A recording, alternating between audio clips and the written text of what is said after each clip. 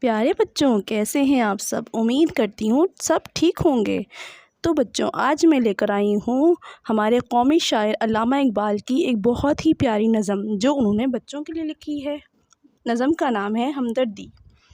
ٹہنی پہ کسی شجر کی تنہا بلبل تھا کوئی اداس بیٹھا، کہتا تھا کہ رات سر پہ آئی، اڑنے چگنے میں دن گزارا، پہنچوں کس طرح آشیاں تک، ہر چیز پہ چھا گیا اندھیرا۔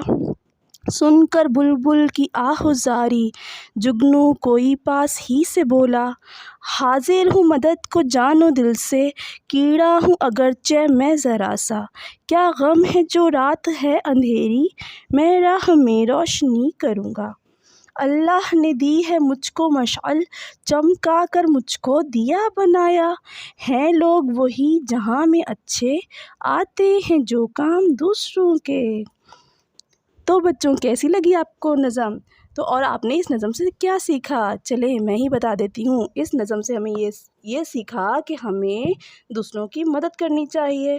کسی کو ہماری مدد کی ضرورت ہو یا کوئی بھی ایسا پریشانی ہو اس کے ساتھ، تو ہمیں اس کی پریشانی کو سمجھنا چاہیے اور اس کی مدد ہمیں دل و جان سے کرنی چاہیے۔ چلیں، اپنا بہت سارا خیال رکھیے گا۔ اللہ حافظ۔